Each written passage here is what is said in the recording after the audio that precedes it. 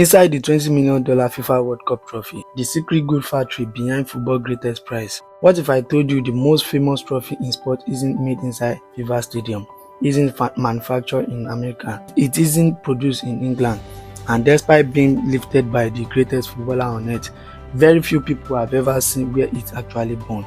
Every 4 years, billions of people watch the trophy being lifted above the head of the champion, but almost nobody knows who make it, how it was made, how it cost millions of dollars, or why the winner don't actually get to keep it. Hidden inside northern Italy, behind secure factory doors, master casemen spend hundreds of hours transforming precious metal into something that has become more valuable than gold itself. This isn't simply a trophy, it is engineering, luxury manufacturing, art, global branding, history, and one of the world's most closely protected sporting treasures. Here's something most footballer fans don't know. The FIFA World Cup Trophy we are watching every 4 years, it's worth an estimated $20 million. Yet, FIFA has never publicly revealed how much it actually costs to manufacture. Even more surprising, the trophy isn't solid gold, and if it were, it will weigh over 70 kilograms, too heavy for many footballer captains to lift above their head. So what exactly are we looking at? Who designed the most masterpiece? Why was it created? How does raw metal become the world's most recognizable sporting prize? Who protects it? Why can only a handful of people legendly touch it? And what secrets lie inside the Italian factory that built the football history? Some believe it's merely an expensive trophy. Others argue that it's the most successful piece of sport brand ever created.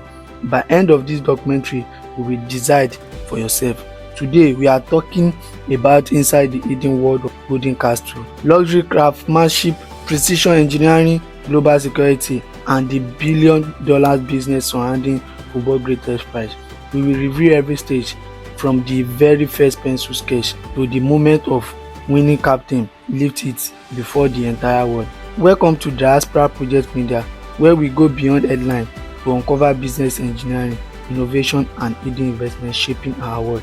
If you're passionate about global business, mega projects, advanced manufacturing, and the economy beyond iconic achievements, you are in the right place. Let's begin. The trophy that changed football forever. Long before today, iconic FIFA World Cup Trophy existed, the greatest prize in football looked completely different.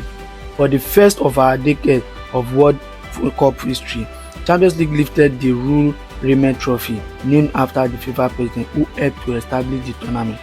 Standing just 35 centimeters tall, it featured Nike, the Greek goddess of victory, holding a golden cup above the head. It quickly became one of the most recognized symbols in sports, but FIFA had made one important rule. The first nation to win the World Cup 3 times will earn the right of keep forever. The nation was Brazil in 1917 after defeating Italy 4-1 in Mexico. Brazil lifted the Jules Rimet Trophy for a 3rd time by FIFA own rule.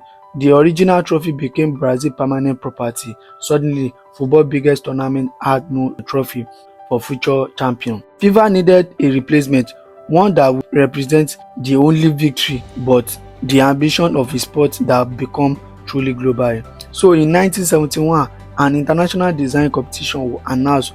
More than 50 proposals arrived from a sculpture around the world. One design stood above all the rest. It came from an Italian artist named Silvio Gazzaniga. His vision was unlike any FIFA had seen before. Instead of traditional cup, he imaged 2 human figures rising from the earth, lifting the globe towards the sky, and a symbol of triumph, unity, and universal language of football. That winning design would become the FIFA World Cup Trophy we know today. Yes, his story was only beginning, because turning an artist sketch into one of the most valuable sporting icons on earth requires extraordinary craftsmanship, cutting-edge engineering, and a level of secret that few factories in world can match. 1930, Julian Remit's trophy introduced. 1970, Brazil keeps the original trophy. 1971, Global Design Competition. 1974, latest FIFA World Cup Trophy awarded, designed by Silvio Gazzaniga, manufactured by GDE Bertoni, Italy. Inside the secret Italy factory where the football greatest prize is born, Padano Dugnano near Milan, Italy, home of GDE Bertoni. If you ask football fans around the world where the FIFA World Cup Trophy is made, many will guess Switzerland, where FIFA is headquartered. Others might say England, Germany, or even the United States, but the truth is far more surprising.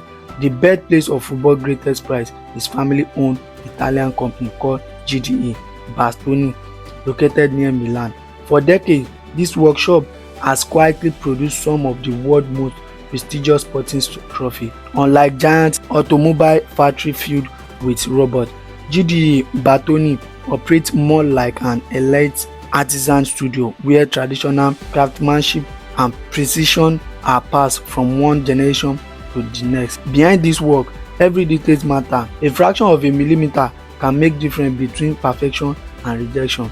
This is where engineering meets art. The company traces its root back to the early 20th century. Over the years, it built a global regulation for producing medal, commemorative award, luxury sculpture, and championship trophies.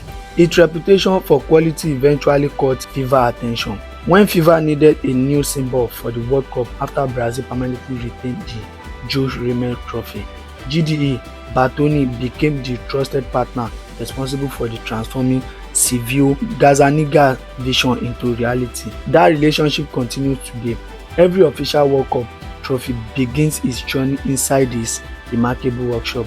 Family-owned, Italian craftsmanship trusted by FIFA, decades of excellence, but yet make the history factory or extraordinary. The World Cup trophy isn't mass-produced. There isn't production line turning out hundreds of identical pieces every week.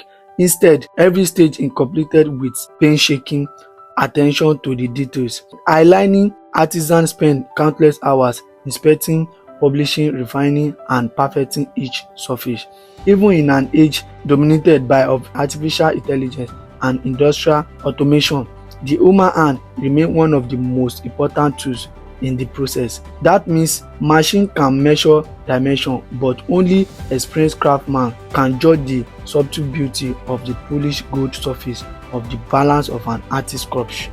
This luxury manufacturing at high level, and while the finished trophy is only 36.8 cm tall and weighs 6.175 kg, creating it requires an astonishing combination of discipline: industrial design, precision engineering, metallurgy, jewelry craftsmanship, mechanical finishing, stonework, quality assurance, security, logistics. Every department contributes to a masterpiece that will eventually be seen by billions of people around the world.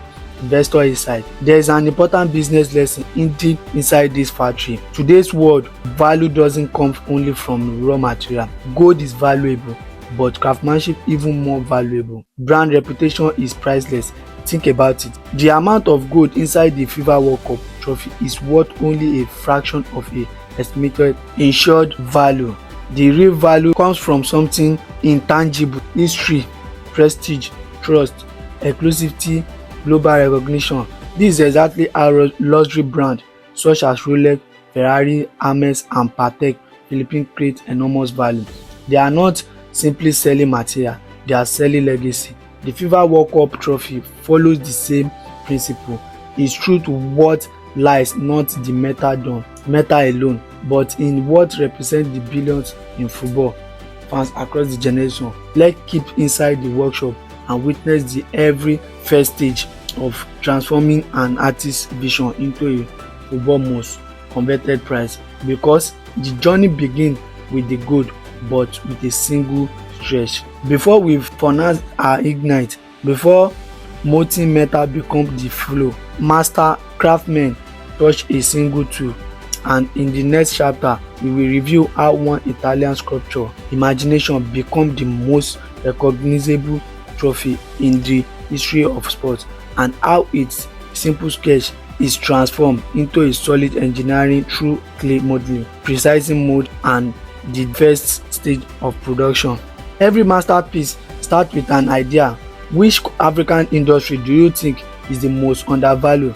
Tell me in the comment below and I will break it down in our next premium documentary. Until the next time, I'm grateful you join us. Thank you for watching the Diaspora Project Media, where we uncover the story behind the world's greatest idea, the biggest investment, and the engineering achievement shaping tomorrow.